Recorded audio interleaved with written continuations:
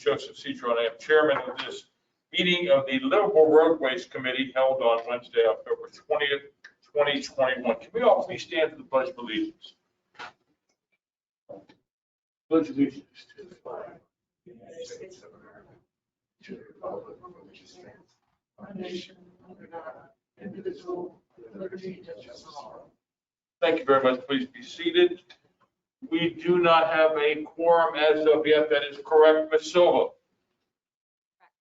That is correct. Thank you. So what we will be doing is a non-agenda item, just a status report. Can we have the 2021 State of the System report?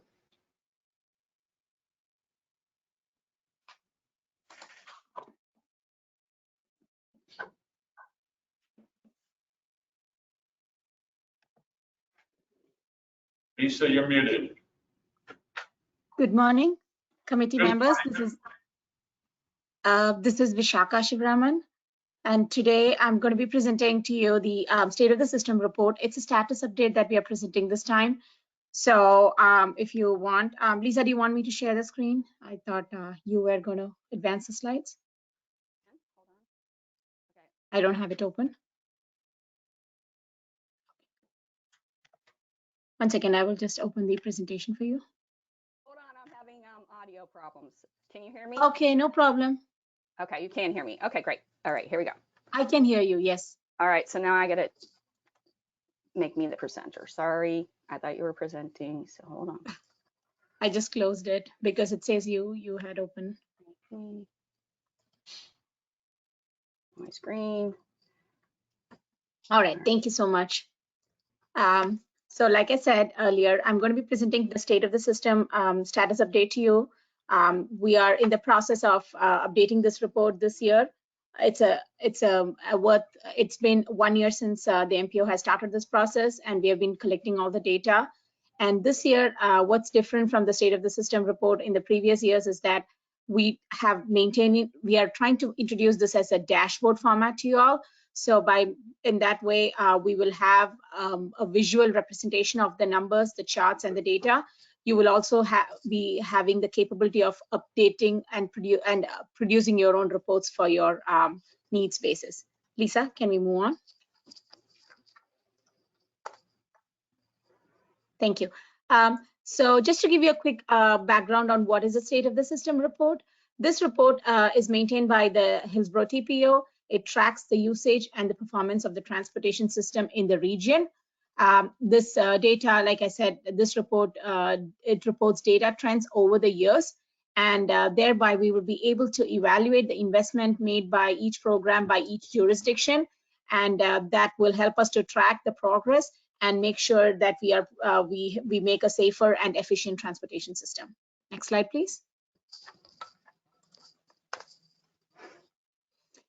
The performance measures are required to be collected and reported by us, by the federal agency. And these are the 6 measures that we are required to keep it updated in terms of safety, roadway level of service, transit, non-motorized, meaning bike walks, side paths, bike lanes, sidewalks, etc., and infrastructure condition of the roads and the bridges and the emissions. Next slide, please. So as I had mentioned before, this year we had a consultant build a platform for us. It's an interactive dashboard format, and it will help to track the measures and create the reports for the needs of the users, and it's available publicly. So this is the website where you can see the dashboard. It is still in the process of being updated. So you can see some of the measures here already. And in terms of the data, what we are using, these are some of the sources of the data what we have used for producing the State of the System report. The crash data comes from the Signal 4 and our Vision 0. Roadway LOS comes from Fdot and the census data. Non-motorized comes from the maps produced by Plan Hillsborough. The bike infrastructure, the infrastructure and the bridge and pavement comes from DOT, and the transit comes from the National Transit Database. Emissions is one category we are trying to collect from various sources, being Fdot, Plan Hillsborough, and we have some other sources. I will show you in a minute. Next slide, please.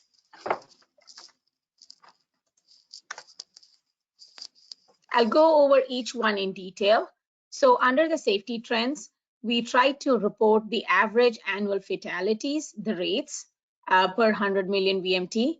We also try to report the annual average serious injuries and the serious injury rates, the average annual non-motorized fatalities and serious injuries that were combined together, the total number of crashes and the total number of fatalities, serious injuries, and the non-motorized fatalities and serious injuries. Next slide, please. So here are some of the data, what is available in the dashboard. As you can see that the average annual fatalities, all these data are reported mostly in the rolling averages. So looking at the trends over the years, we can see that the average annual fatalities and the rates are slightly increasing. And if I think, sorry, Lisa, can you go back? This was set to autoplay. Want me to start it over? Yeah, so this is the safety trends. As I had mentioned before, there is a map also associated with the data. So if you look at the time scrubber in the bottom, you can see how the crashes are changing across the region. You can see how the crashes are changing across the region as a heat map, and you will be able to see what progress we have made since we have made any improvements. So this is a very useful tool to see the trends over the years. You can either see by area, location, or timestamp. So I'll move on to the next slide. The roadway level of service, what we reported with the total hours of delay, the vehicle miles travel, and the mean travel time to work. Next slide, please.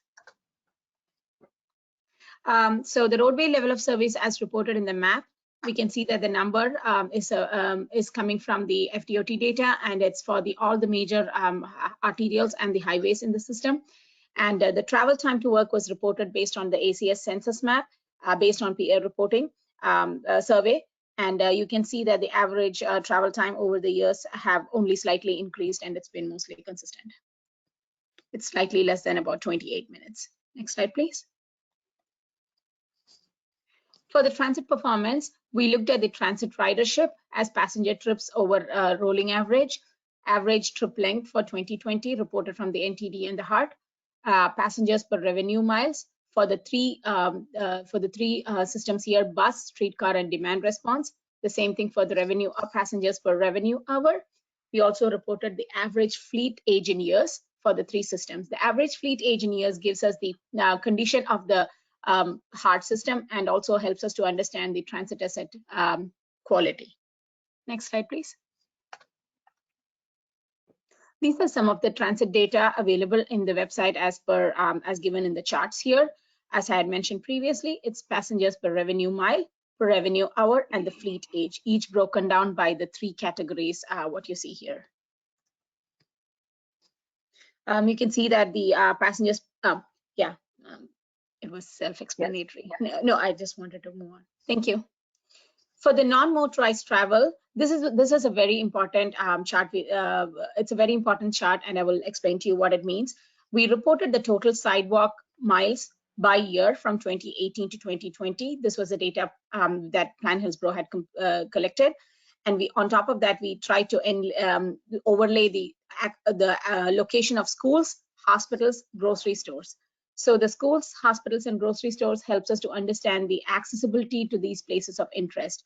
These came out, the schools came out of the school board data. The hospitals and grocery stores were collected from the property appraiser data. So by looking at all these, we also reported the paved trails, shared use paths, and the bike lanes by year.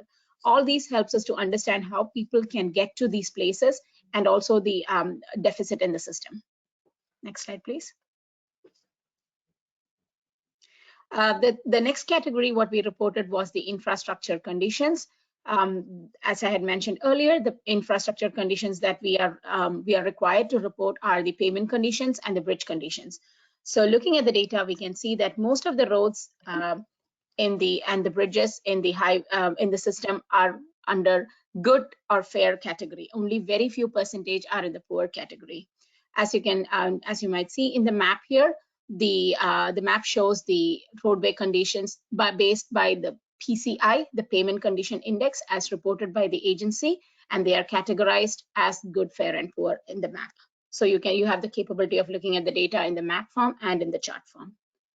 Next slide, please. So the next category was the emissions from automobiles. The two measures that we reported was the carbon dioxide emissions and the total carbon dioxide, the other gases noted. This data came out of a subset of NASA, and this was it's a little bit dated, but we got the most updated data, and we have used that for reporting purposes.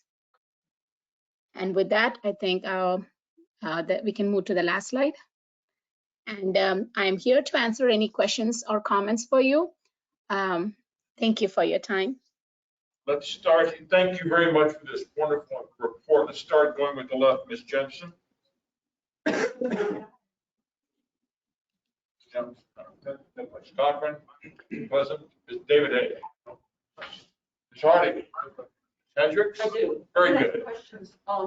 Thank you for that presentation, Vishaka. I think the dashboard is a great idea to illustrate some of these metrics. I have a couple questions. On the VMT, the vehicle miles traveled, is that a daily figure or an annual figure?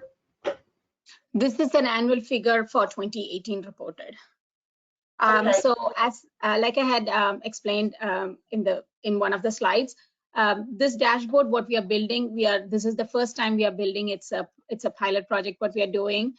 So we are trying to go with the basic requirements that we have to do for the federal requirements, guidelines. But at the same time, we have the database and we can update the data. We can also produce any extra requirements, any extra measures that the public would like to see, and anything which strikes to them, we have the capability of updating the data and creating further dashboards. So this dashboard is meant to be a living document, and which we can keep updating for the needs of the community. Okay, that's great, because when I looked at that figure, and I appreciate that it's updatable and everything, when I looked at that VMT figure, that looked really low to me if it's an annual figure. I think annually it would at least be 2.5 billion VMT annually. So, and then I guess one suggestion for that VMT performance metric, which is really important, is that could we see like a trend over the last 5 or so years? Because I think what we're going to see with that is an ever increasing number of VMT, which is a very important and concerning metric to us. Okay. Another thing would be, I understand you had mentioned that these performance metrics are based on federal requirements. So are we able to suggest additional performance metrics? Yes, of course, that's what I meant. So the basic ones are the ones we have built in the database for now, but right. we will keep updating, and we can produce any extra measures that the public would like to see. So I really like the suggestion of keeping the VMT trends, and that's something we can definitely update under the section of the roadway level of service. So that will help us to any measures that fall into any of these categories. We can produce reports and update the data. So yes, we can do that. Because what I would like to suggest is, for example, under roadway level of service, we have travel time to work for motorists, which is a performance metric that characterizes the motorist's travel experience. But for transit, the required federal performance metrics are metrics that measure system efficiency and asset management, but not the user's experience of riding public transit. I think it's really important that we try to, as best we can, compare apples to apples. So if we're measuring travel time to work by car, motorists, we should be developing some sort of an equivalent performance metric that characterizes the experience of riding public transit. How long does it take somebody to take a bus to get to work? And that's basic, and not just from the time they get on the bus to the time they get off, but if I want to go to work and take the bus, how long is it going to take for me to get to work? I think we need to start looking at that, because I think if we put that together and see what it is, we're going to find that our public transit system is in a deplorable condition. For decades, it's been underfunded, underdeveloped. And if we're going to try to move people away from driving and onto our public public transportation system, we need to start measuring these things so that we can say, hey, we need to improve this. We need to put more money towards our public transportation system. And then finally, the emissions metric looks like 8 billion kilograms per year, going towards 8 billion metric tons a year. That should really concern us. That's, we have a climate crisis on our hands. So I appreciate your putting this in front of us. Thanks. Thank you. And also, sorry, go ahead. I'm sorry, I interrupted you. No, one more thing that I would like to mention is that this is a status update as of now. So I will definitely take these suggestions into consideration. And next month we are going with the final report. So, but I will try to see to the best of my capability what all measures data we can add to this. Mr. Jenkins, do you have any questions? Thank you. I just have a couple. This is a great report. This is wonderful information. The collection of this data, who will it be reported to? Is this just Hillsborough County information? Is this going to be sent on to, let's just say, Tampa Regional or the state? So my understanding is the TPO is maintaining this data. It's a regional data under the Hillsborough County. So everything which includes the unincorporated and the cities all falls within the it's Hillsborough County region. Is that good enough as an answer? That's fantastic. Thank you very much. And when is this system be updated to its fullest? It is coming. It's going to the committees next month. We just had to update a few measures, and along with this database dashboard, what you see in the visual form, we are also in the process of doing a summary report. So this that was requested last week at the policy committee, the Mpo board policy committee, which met last week, suggested that if we could produce this as a quarterly report, that would be something they would like to see. So this is an ongoing process, and we will be continuing to produce this and keep updating with the quarterly updates. And finally, most of us here are well aware of the great things that are happening as far as transit. We also know about the bad things that are happening as far as transit goes. Will this be available to the public on Hillsborough County's website? Yes, it will be. So Fantastic. This dashboard is a separate website, but we will embed it into our website, and you can look at all these data either from the direct link, or you can see it from our website. So this website address, what I shared in one of the first slides, will take you, and from there you can see. There is also, so one more thing is what you see as a dashboard is the user end of it. There is the Urban SDK is moving from that platform to another workspace platform, which is more interactive, and where you can toggle between the maps and select features data and create certain reports. So that is also, they are migrating internally, and once that is done, we can show that to the public also. Thank you. Again, we're all the concerned ones. It's the public that needs to know what's going on. Mr. Cox. Yes. Councilman, I apologize for coming in late, and if this was covered in the presentation. In terms of the transit component, for the vehicle miles traveled, does the dashboard show any kind of mode split for the BMT? I don't think we have that level of detail. This came out of the Fdot reporting, and so we have only that level of data. Would that be of value to? I'm sorry, I didn't get you. Yeah, can I bring everybody in the room? We have a hard time when we go back and listen to the recordings, understanding the people in the room. So if you guys could be a little louder and speak towards the microphones as best you can and identify yourself, that would really help us when we produce the minutes. I apologize. This is Chris Cochran from Hart. So the question was whether the vehicle miles traveled portion of the dashboard has the capability of displaying any kind of mode split. From our perspective, just being able to display, you know, the amount of transit that makes up the vehicle miles traveled on the road. And Sarah, showing the trend of vehicle miles traveled over time, it would, I think it would be of value to see any sort of trend of transit vehicle miles traveled over that same period of time to see if that's increasing or decreasing.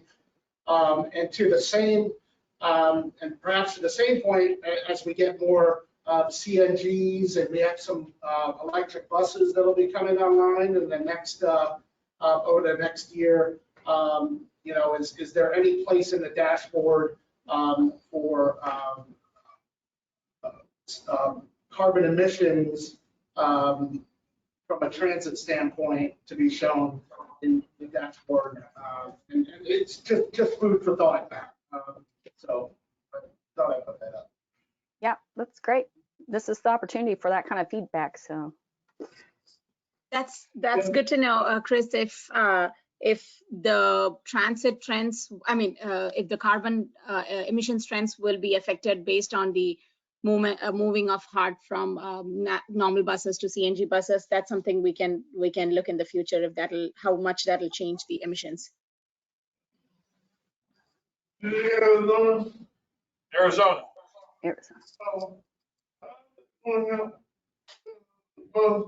Load on wages. Forget about this. But now, when you get on the bus, it takes 3 minutes to load wages. So if they have time rolling on wages, get the business.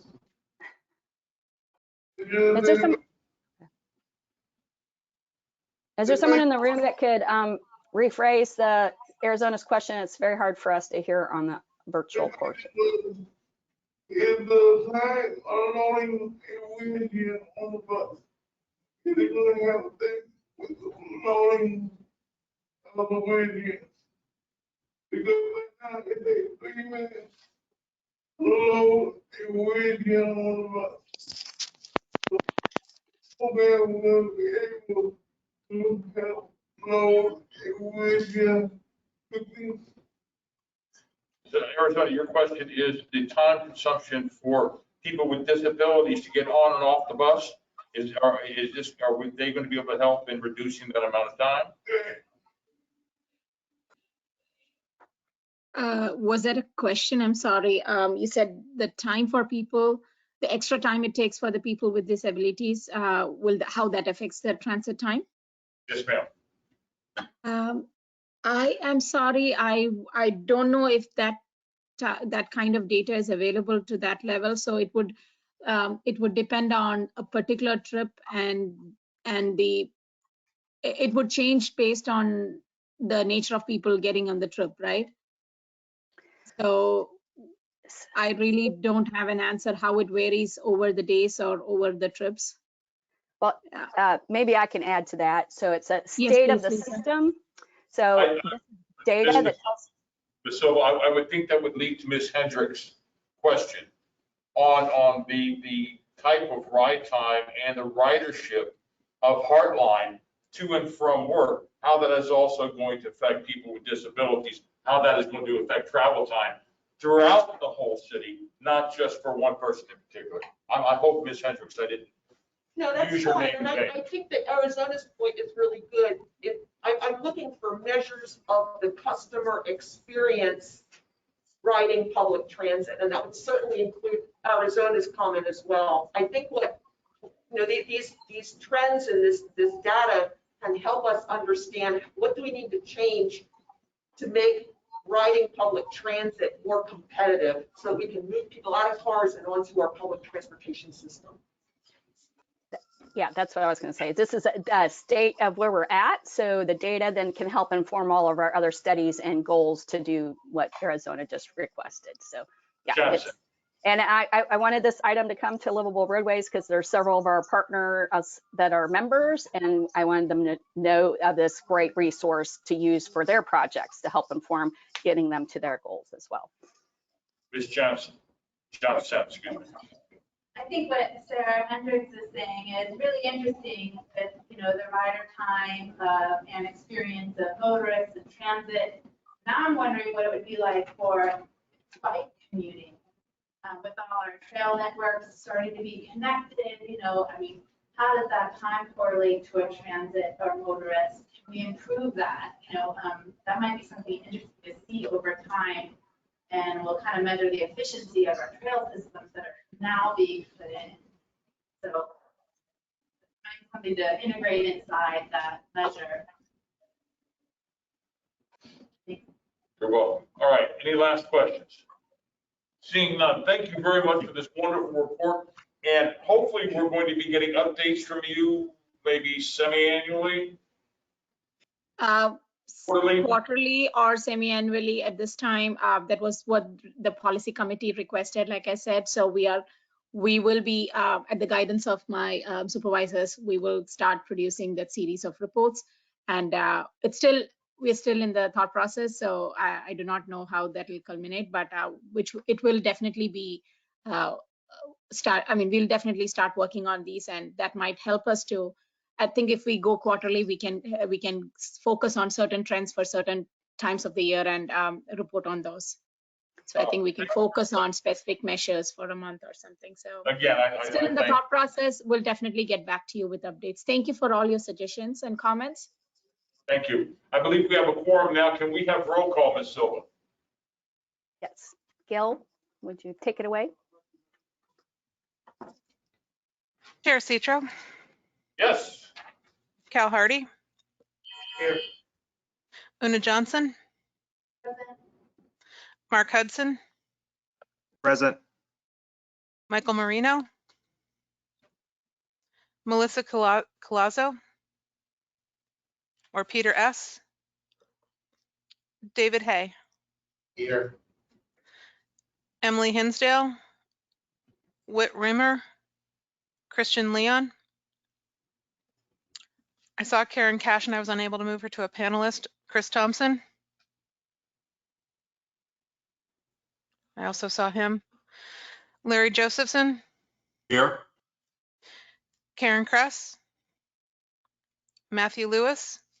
Here. Christopher Cochran. Here. Roger Menendez.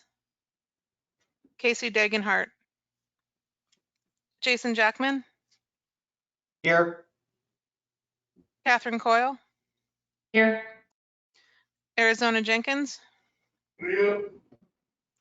Carlos Ramirez. Here. Sarah Hendricks. Here. Christina Steffen. Here. Gus Ignas. Sandra Piccarelli. Here. Matthew Pleasant. Here. And we do have a quorum in person. And I do need to let you know that some members are participating virtually because of medical reasons and the local declaration of emergency. And a reminder, talk really loud in the room. Talk really loud so I can hear you. Thank you. Thank you very much. We do have a physical quorum. Before you or in your package, there was the minutes from the last meeting. Would entertain a motion to approve those minutes as written unless there is any deletions or corrections.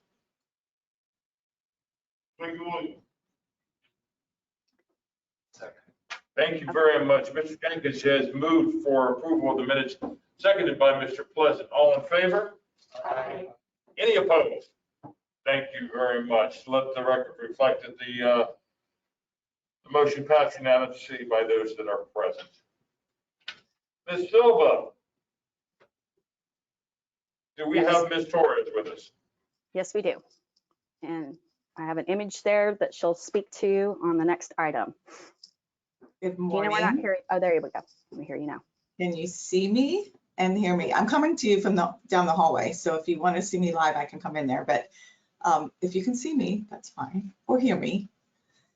So Gina Torres with the TPO staff, and I have just a brief item to discuss with you. Lisa's pulled up a picture. We're talking about rectangular rapid flashing beacons, Rrfbs. And just by definition, these are traffic control devices designed to increase driver awareness of pedestrians crossing roadways at marked mid-block crossings or uncontrolled intersections. The beacon has a rectangular shaped amber LED, and then they have these signs that you can see showing pedestrian warnings that someone might be walking there or biking across. So these Rrfbs are much cheaper to install than something else you may have seen, which is a hawk, and that goes over wider roadways with a big mast arm.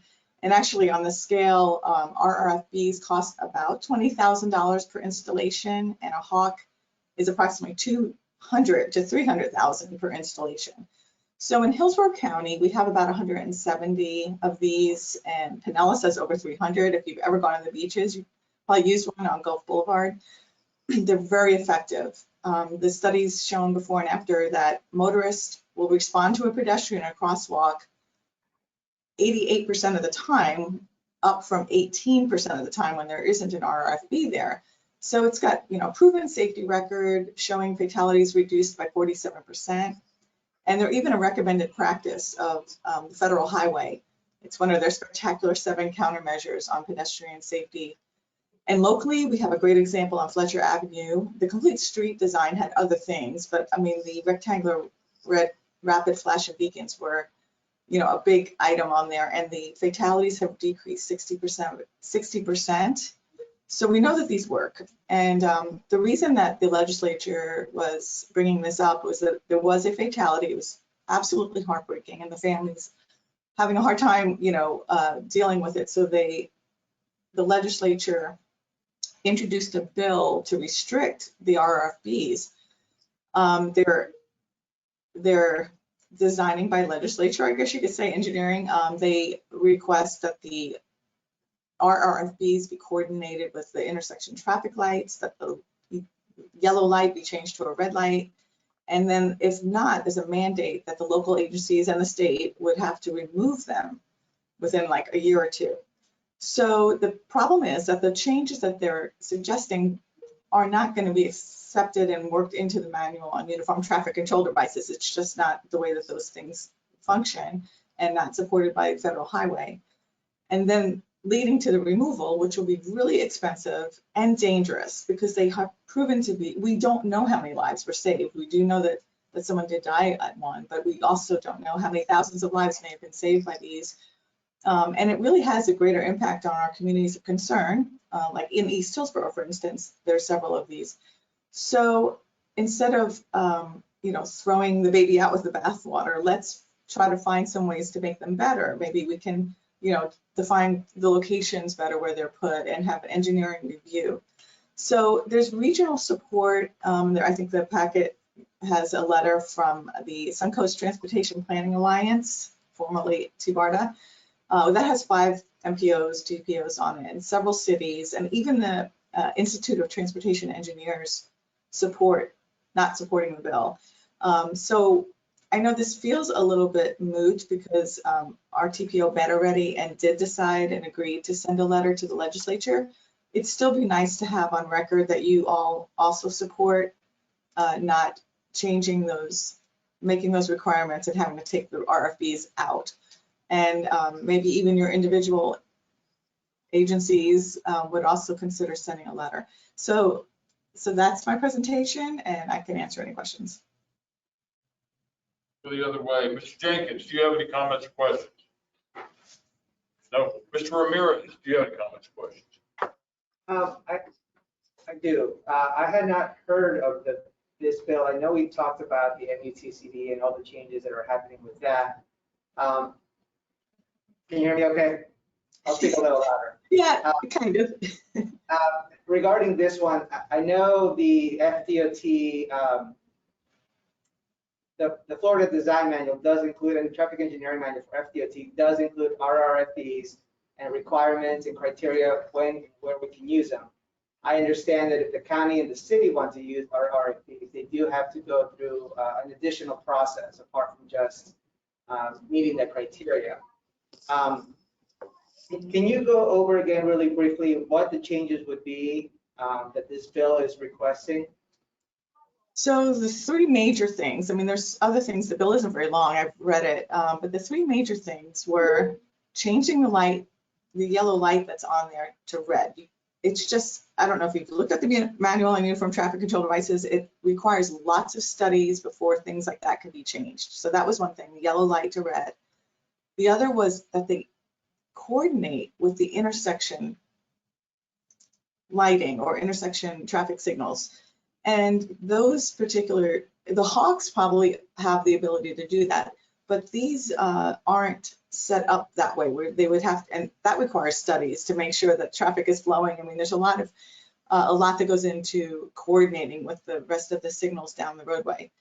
And then, I guess, and then the mandate to remove them by 2022, whatever I'm sorry, I don't know that, I have to look up, it's 2022 or 2024, but it's just not, it's very expensive to remove them now too, and dangerous. So those are the three things that kind of stood out to me on the bill that would be of concern. Yeah, I agree 100%.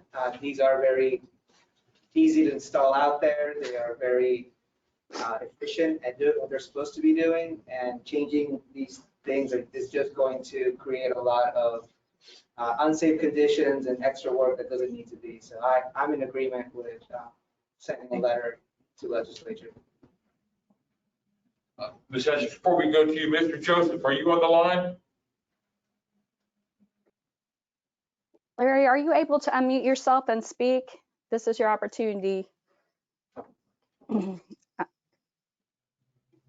If you're on a phone, you may have to rejoin and try again because. Go around the room until Mr. Joseph gets back on the line. Ms. Hendricks. Yeah, I fully support this letter. I think this is really important. What I particularly like about the letter is the second to the last paragraph. On the second page where it says, rather than legislating against a specific safety device that has been proven effective, the legislature should turn its focus instead to other legal remedies to protect vulnerable road users, fund educational efforts adequately, and provide more flexible transportation funding options. This piece about funding education and outreach, I don't think we can emphasize enough. We did a study in 2018 along Fletcher with a public education and outreach component after the Rrfbs were installed. And we were able to measure a motorist compliance rate at these, stopping at the crosswalk when there's a pedestrian, to 97%. And what we need is with the education, it can't just be a one and done. We put the signal in and then we do a campaign and we're over. No, this education piece needs to be consistent and continual. Thank you for pointing that out. That was a significant line of, in that letter, and proven to be effective. Put it in bold. All right. Yeah. One of the things that they asked for was lights changing from red to yellow. I see y'all mentioned in the letter that is a very good, well-meaning suggestion. It's not necessarily what we, it's kind of hard when you get to engineering treatments to have it go through, like to start getting politics involved with that. But we're not able to do that. That's something that is controlled by the METCD, and that is a traffic standard. I mean, personally, I get the suggestion that they made, and I understand the meaning for it. But one of the things that these don't change anything that any of the state laws. These flashers of the state law, you yield to a pedestrian in the crosswalk regardless of whether or not this flasher is here or not.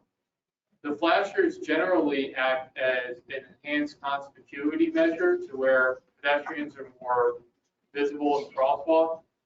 All in all, think it's a great letter. I think what is being missed here is they're still relatively new. I mean, I think the first study that they did was actually in St. Pete in 2012.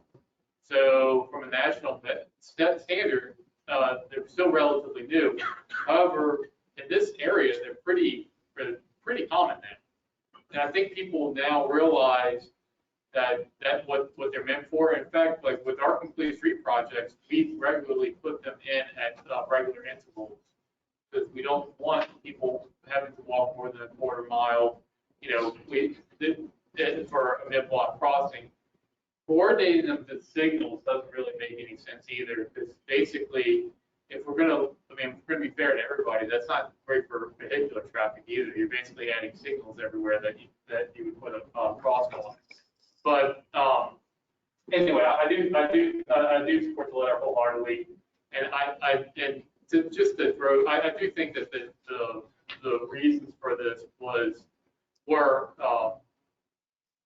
I think they had good intentions with this. That's the one thing I would say. I don't think it was like something where they're trying to do something against safety. I think it was more because they had a particular fatality in the Miami area, and it was at one of these, and it was because there was a lady who was confused with the lighting. So it's just one of those things that it's good intentions, but probably disastrous results if we went through it. So I do support the letter wholeheartedly.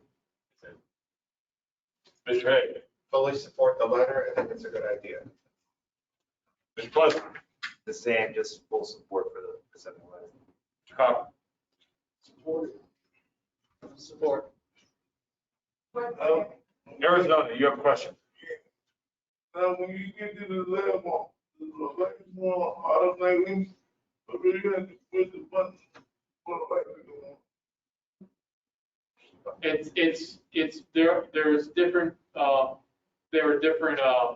There are some that come on automatically. They're testing that. There's one in Dunedin on the Nellis Trail right on Skidden Boulevard, right near downtown. They have sensors that actually detect pedestrians and cyclists when they go into the crosswalk. But for the most part, you have a push button that you use to actually get into these. So it's push button activated, but they do have the other technology for detection. Okay, the reason I say that is because if you get to the lane, then they want to be able to push the button. Because I want the button to be so high where you can't reach it. Yeah, they should be ADA accessible too. And if there's things that's on a case by case basis, but that if they're not, then that's either a failure of design or construction. So it should be easily ADA accessible. Well, maybe because I came on board on and where it is, and lean forward. Yeah, you'll see some now. They're actually getting to where the push buttons are off the poles and on their own separate pole now in order to achieve the ADA accessibility. And, some of those older ones may have been kind of before they started being more routinely put out to where we didn't have, the separate poles and things like that as well. People were just throwing in a new product like it was built, like it was constructed. Is Mr. Joseph on the phone? Has he finally connected?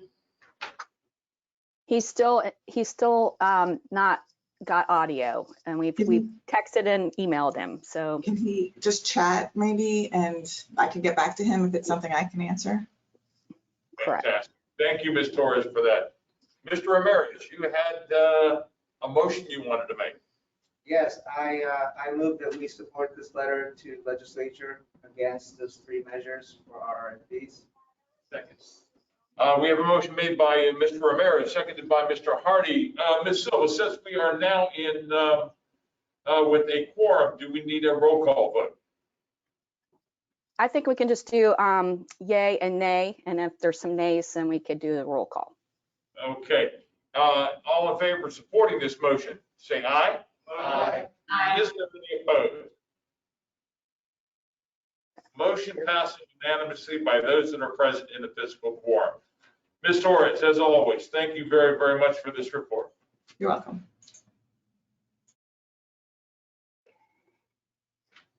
Okay, we've got Ms. Rahman again.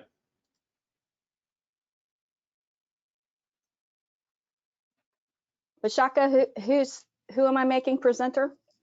Hey, good morning. Yeah, I'm the person coordinating with Suzanne Monk. Suzanne is going to be presenting the tentative FDOT work program to you all. And I see here on the panelist, she'll be presenting. I'm just here to help her out and take notes. Okay, I Thank you. found her. So now I'm going to make Suzanne the presenter. It's coming over. Thank you. I'm gonna apologize for my voice. I'm losing it, so it's a little shaky, but I'm going to do my best to present. So I'm gonna try to be louder than I normally am. Can you guys hear me? Just barely online. What about the room? Can you guys hear her in the room? Yeah. Okay. Okay. Great. Okay. Hold on 1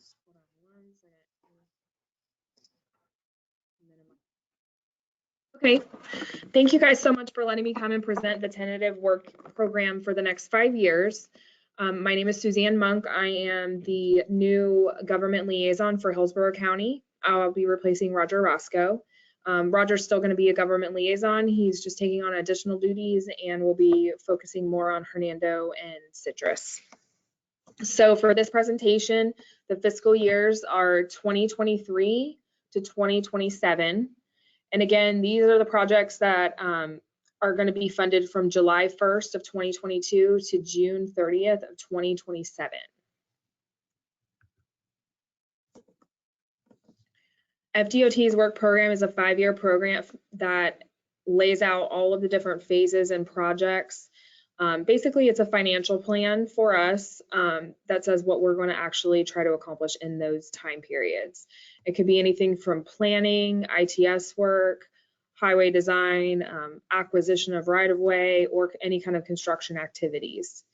Currently, we're in the fiscal year 22 through 23, and it is adopted. For this presentation, we will be focusing on the next 5 years, which will be fiscal year 23 through fiscal year 27. So every year, on June 30th, the current year of the work program ends, and then on July 1st, year 2 moves up to be the current year. And then we add an additional 5th year to the program, which would be, in this case, 27.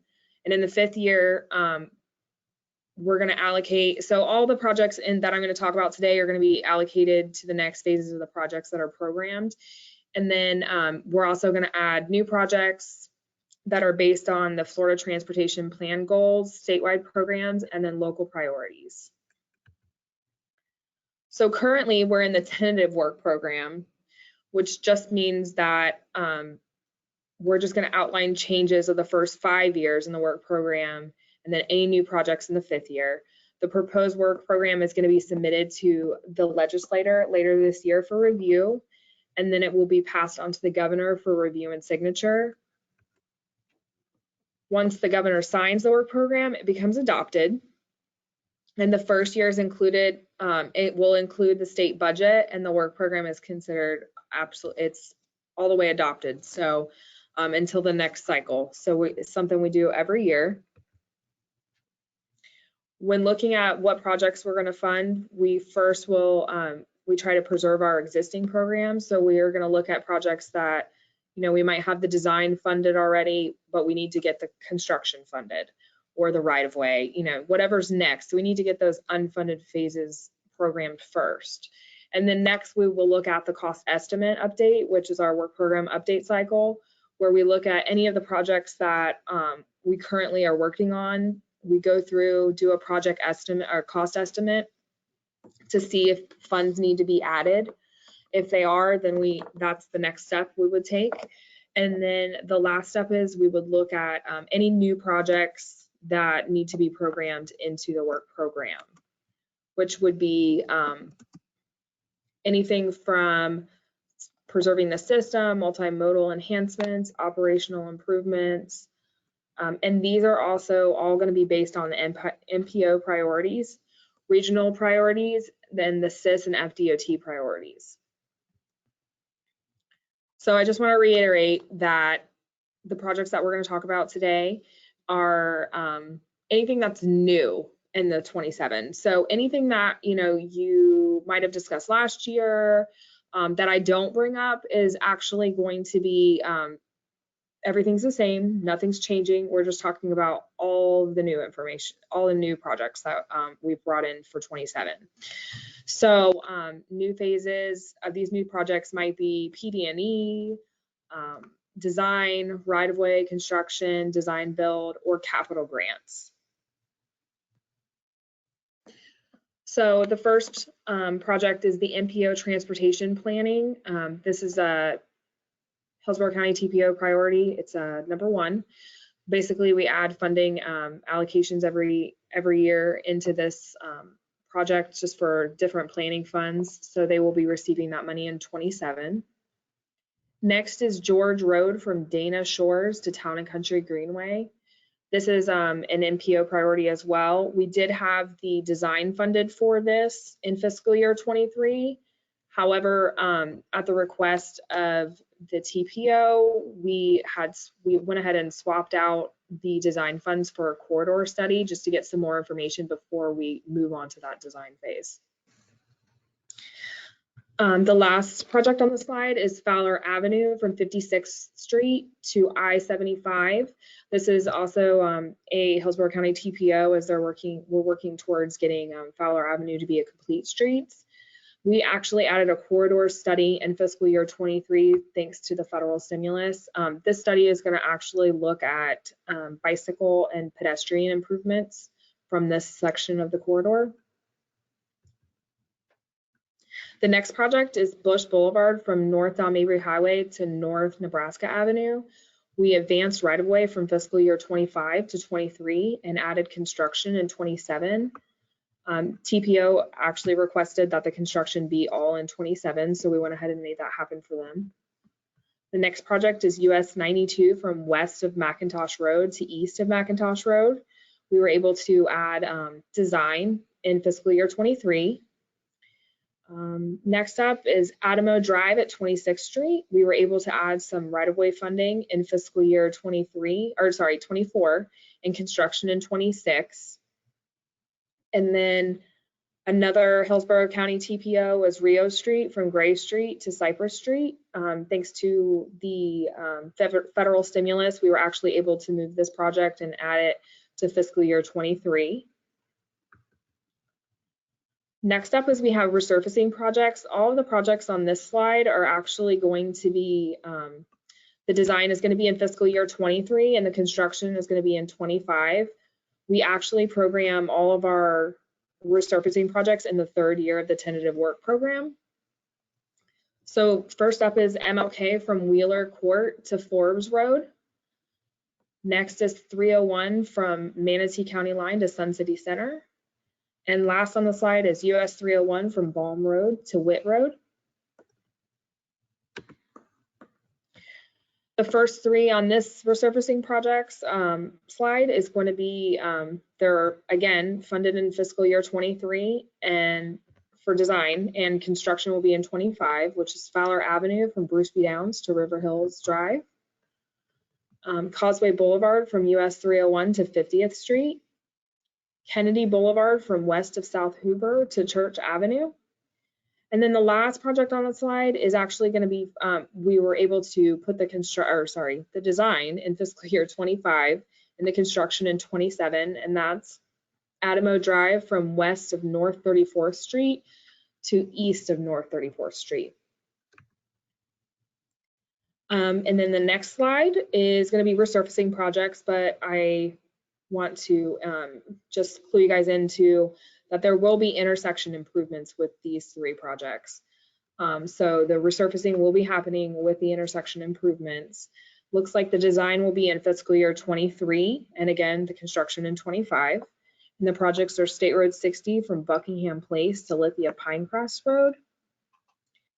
Also, North Park Road from Baker Street to I-4, and Dow Mabry Highway from Gandy Boulevard to Sevilla Street. We also had some rail projects that we were able to add in advance. State Road 60 at Railroad Crossing 624572-B, which is east of Clarence Gordon Jr. Road. We were actually able to add some rail safety construction in fiscal year 23. And then the Kennedy Boulevard at Willow Avenue Railroad Crossing, we advanced railroad safety construction from 25, and now it's going to be in 23.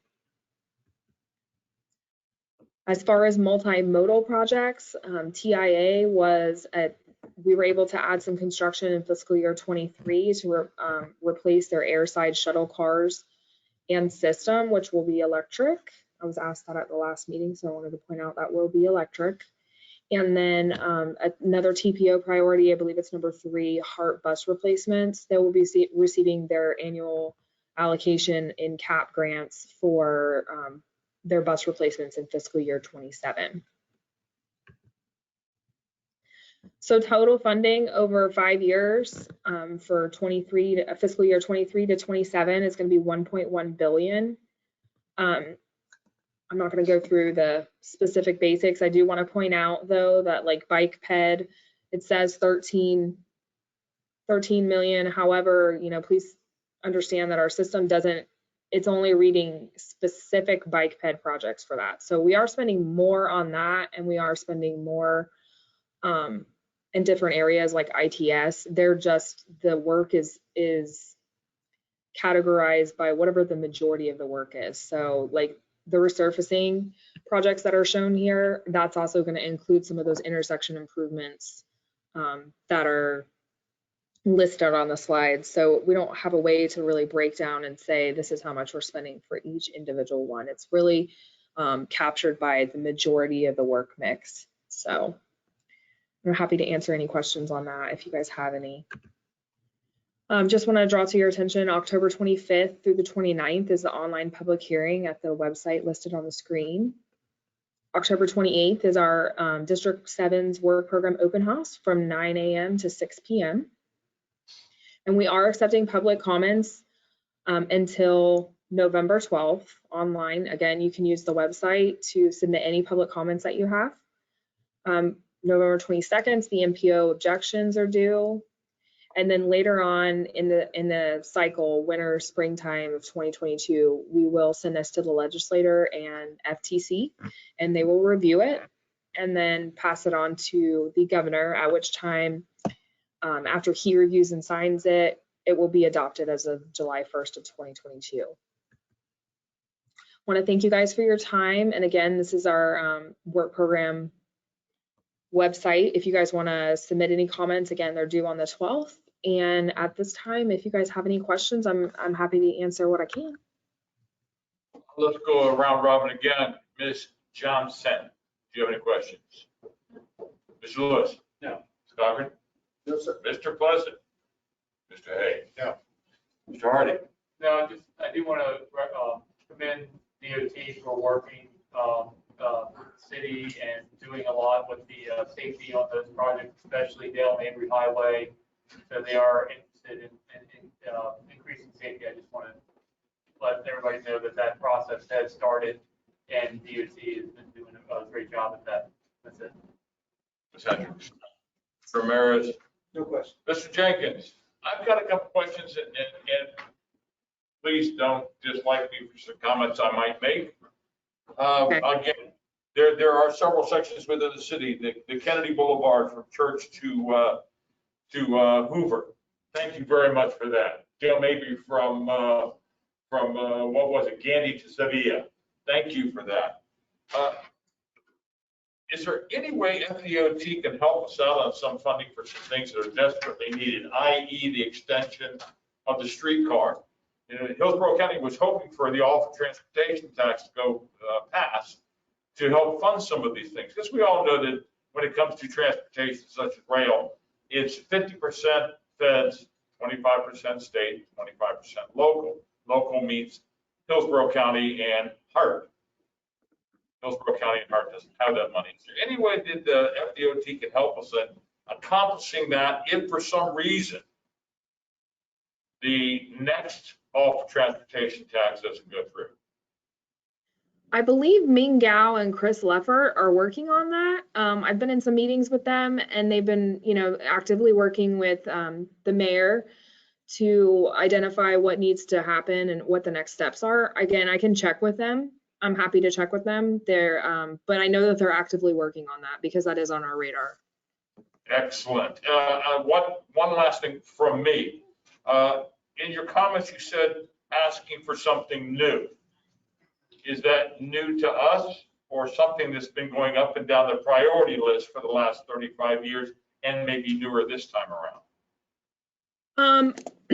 Basically, Beth is, she works with Beth could probably speak more to this because I'm new, but basically we're funding off the priority list. Something might have changed and, it might have gone up or it might have gone down on the priority list. Like George, I think it was George Road. I know, we changed it from a design project to a corridor study first. So basically that's just with us working with Beth and the TPO to fund what is on your list and what we can and what we can get done. So Beth is a very, very fine person to work with. I'm thinking more along the lines of rail from the airport to downtown.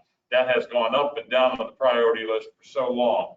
I was just wondering if that could come full circle and be new again. Mr. Joseph, are you on the line? Do you have any questions?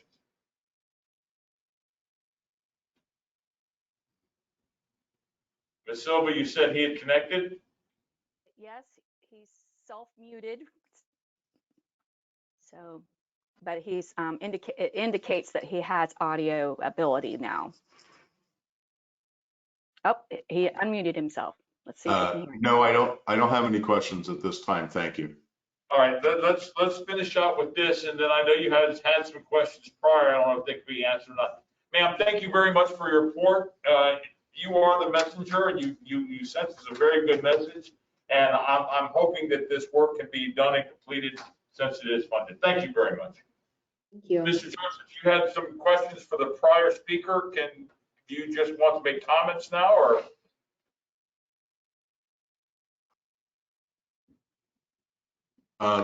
Mr. Chairman, no, I had questions that were directed to her. The comments wouldn't work out right now without being able to be responded to. So I'll just hold those. Okay. Please stay on the line in case you have any questions coming up. Ms. Silva, I believe you're up. We're talking about the award recipients. Yes, let me scroll down to the item. Oops.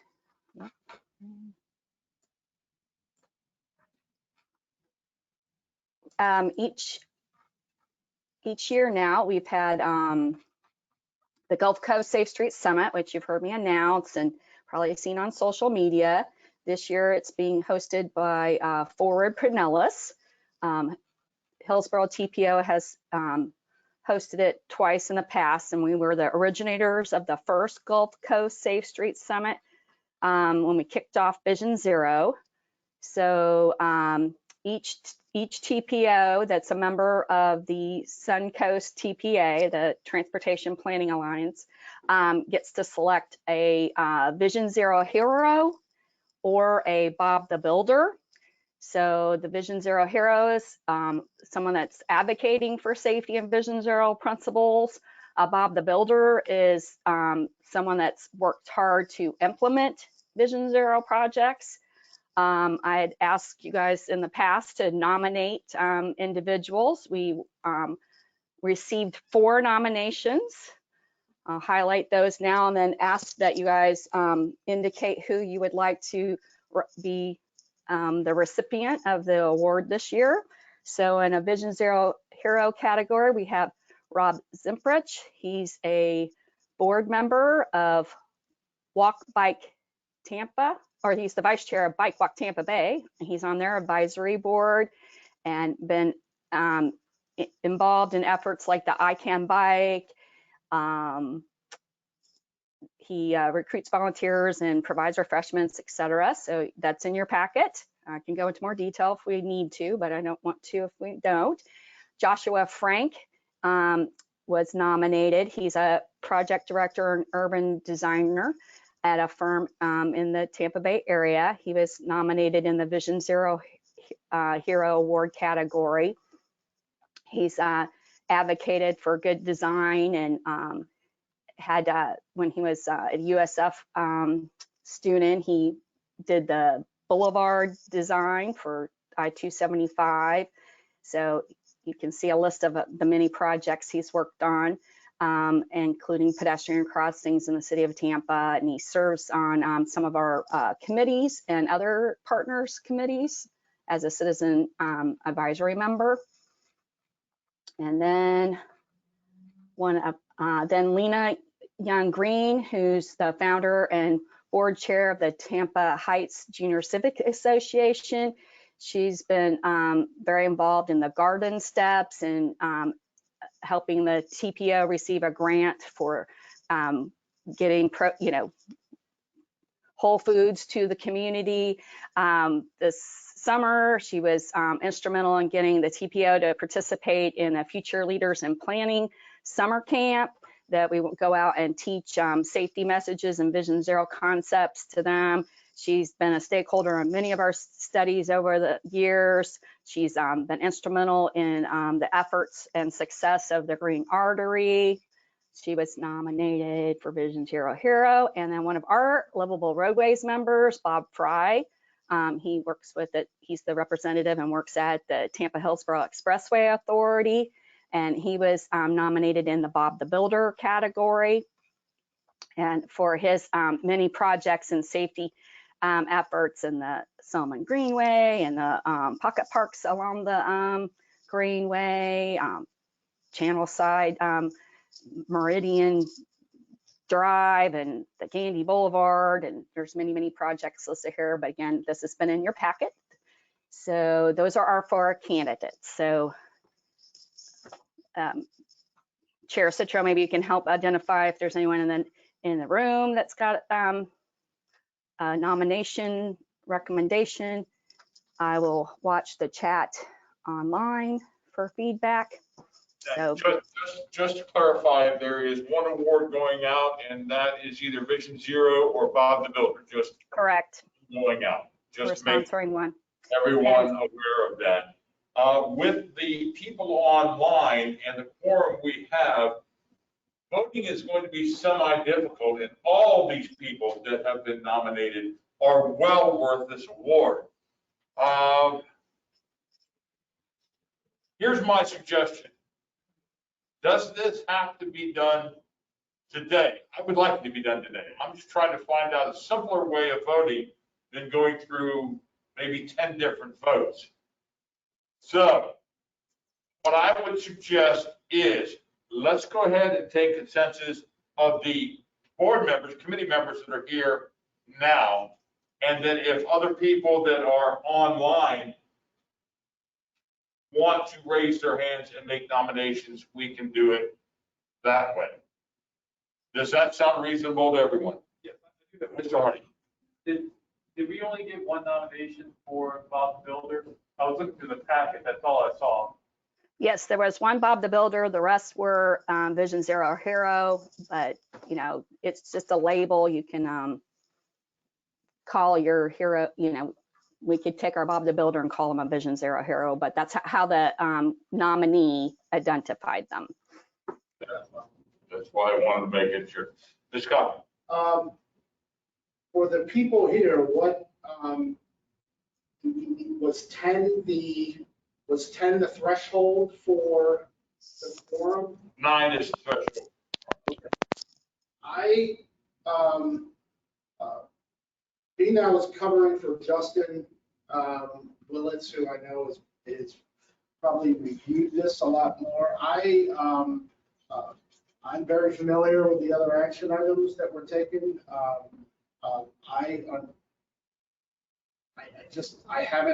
I was not a part of selecting these people, and I did not really review them. I don't feel it would be fair for me to vote on them.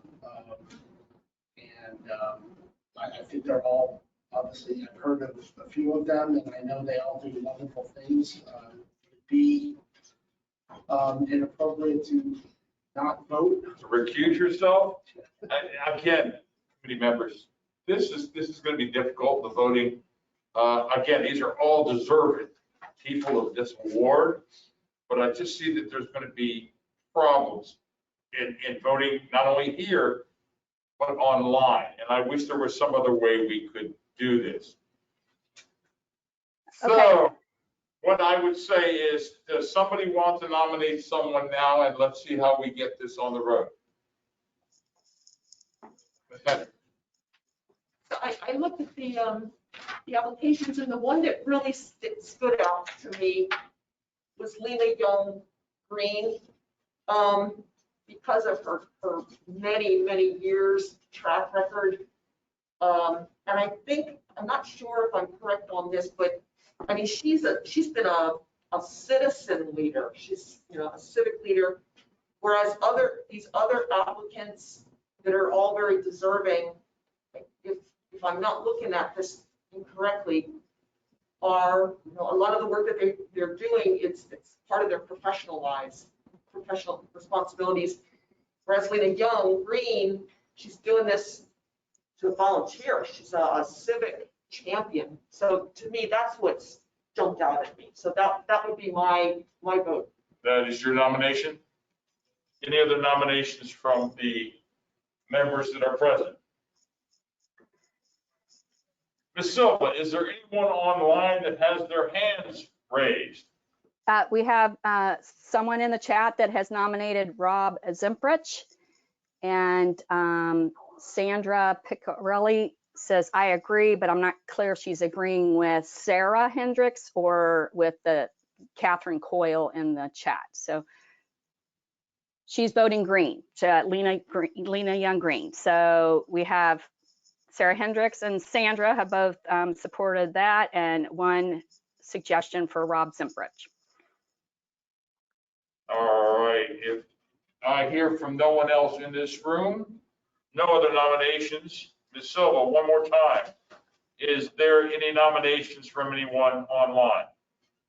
Seeing no new nominations from the virtual crowd. All right. Can we do a show of hands, Ms. Silva? We could do hands and then or vocal like we did for the other items, so that those are virtual can be heard as well. Then I'll tell you what, let's do a show of hands here in this room, and then see if you can do a show of hands or something online. A show of hands for Ms. Lena Young Green. Would you indicate the number? Pardon me? Okay. Would you indicate the number? 2, 4, 6, 8. Arizona, are you voting? You staying out of this? Is that a yes? Okay, 9 for Mr. Green. Okay. Green, I'm sorry. Mr. Zenfrich? Ready, show of hands? Okay, now can you go online? Okay, and with those online, unmute yourself, and if you agree, say yay. Agreeing for whom? Ms. Green? Green, Miss Green. All in favor of Miss Green online, please indicate by saying aye. Aye. Aye. Anyone opposed? Okay, great. All right, anyone opposed, say nay. Okay, looks like we have our Vision Zero hero. Thank you very much. Since they are all great candidates, I would like to, recycle them and submit those that are not recipients this year to be considered for an upcoming year. They'll be given a certificate and recognized at the Gulf Coast Safe Streets Summit, November 2nd through the 4th.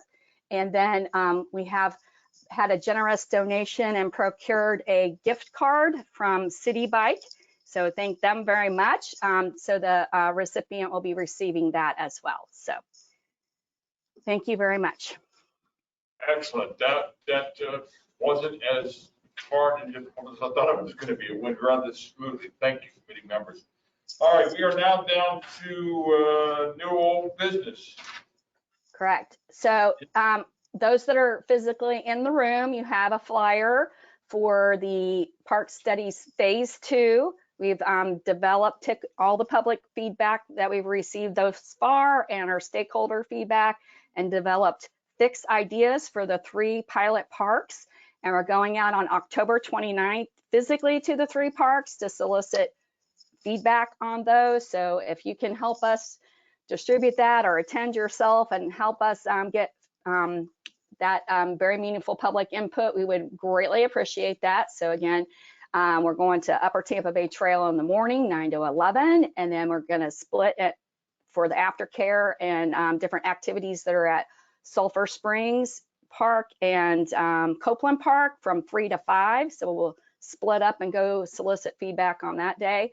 And then another flyer that's in the room, and I will announce virtually and then share for follow-up, is that one of our Vision Zero tasks we do each year is recognize World Day of Remembrance. That falls in November, so we're giving you a big heads up right now that on November 21st at 9 in the morning, we'll have our walk of silence in the New Tampa area, because we've had some troubling fatalities up there, and we want to give some attention to that. So we hope you'll consider joining us for remembering our fatalities. And the stats are very troubling. I believe thus far, and we're not even through the year, we're at 173 fatalities. When we did this event last year, we were only at 123 fatalities, and that's, you know, people dying on our roadways. So anything we can do to improve that. So thank you. That concludes my new and old business. Is there anyone in the room with any new business? I'm sorry, Arizona? Yes, sir.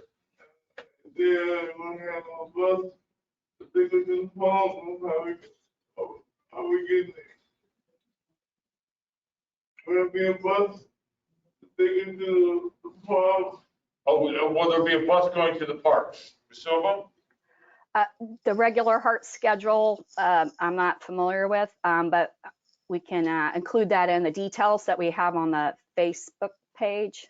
I'll ask Ms. Torres to add any transit service that's available that day, unless Chris knows off the top of his head.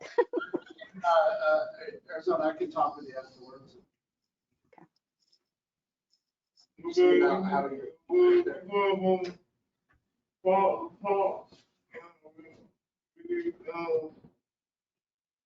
getting the morning and then the afternoon.